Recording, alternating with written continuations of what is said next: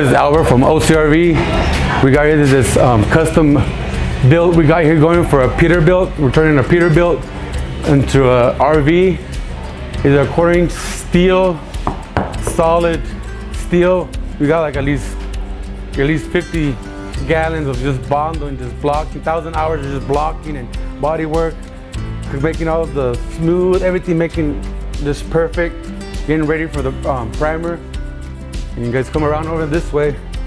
This is the side we're already primer ready and getting ready to block out and get ready for paint. We got the slide out going, all this, we just barely got it primer today. Huh?